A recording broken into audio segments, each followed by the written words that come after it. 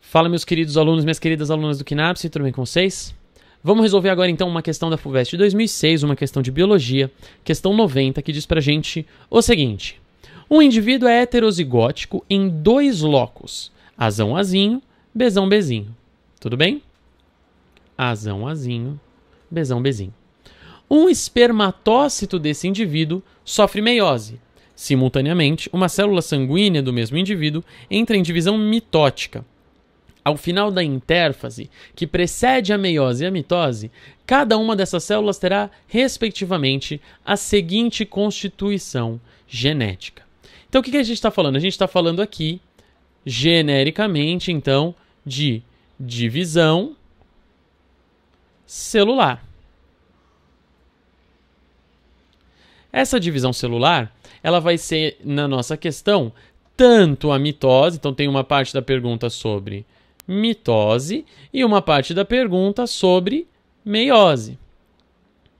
Mas, na verdade verdadeira, a questão pergunta como que vai ser a constituição genética dessa célula ao final da intérfase.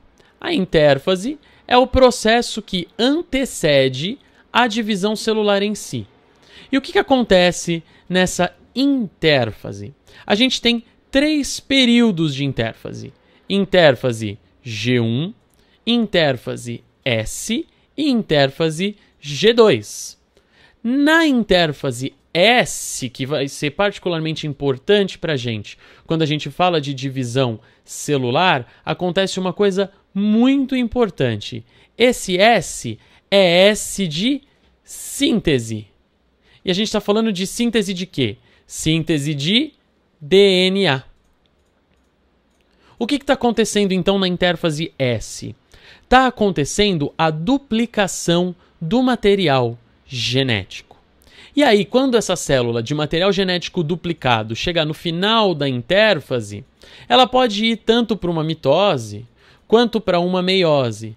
Tanto faz. O que vai acontecer aqui no meio do caminho depois é diferente e vai dar origem a células diferentes. Mas, de modo geral, no final da intérfase, não importa muito se a célula vai para mitose ou se a célula vai para meiose, tem que acontecer essa síntese de DNA. E no final, então, da intérfase, a gente vai ter uma quantidade de DNA dobrada quando comparada àquela quantidade de DNA que a gente tinha antes da intérfase, ou quando a gente tinha na intérfase G1. Por que eu estou falando tudo isso? Porque a gente tem, então, um indivíduo que ele é heterozigótico em 2 locos. Vamos dar uma desenhadinha aqui, então, nesse par de cromossomos deste indivíduo. Olha só, temos um par de cromossomos desse indivíduo e ele é heterozigoto para 2 locos. Eu vou distribuir isso aqui, então, de uma maneira qualquer aqui, né? Que não precisa ser tão correta assim, porque pode ser trocado. Se você tiver com alguma dúvida disso, assista a nossa aula de linkage, que você vai entender o que eu estou dizendo. Mas aqui eu vou colocar azão, azinho, bezão, bezinho. Então esse indivíduo é heterozigoto para esses 2 locos, azão, azinho, bezão, bezinho. O que vai acontecer na intérfase S é que esse material genético vai se duplicar e a gente vai gerar então uma segunda cromátide para cada um desses cromossomos. Então cada cromossomo passa a ter uma segunda cromátide.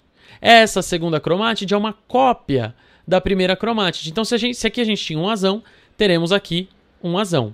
Se aqui a gente tinha um bezão, teremos aqui um bezão. Se aqui a gente tinha um azinho, teremos aqui outro azinho. Se aqui a gente tinha um bezinho, teremos aqui outro bezinho. De modo geral, então, a constituição genética dessa célula vai ser, no final, independente se ela vai para mitose ou se ela vai para meiose, olha lá, azão, azão, azinho, azinho, bezão, bezão, bezinho, bezinho. Tá vendo? Eu só peguei tudo aqui e juntei, ó, azão, azão, azinho, azinho, bezão, bezão, bezinho, bezinho.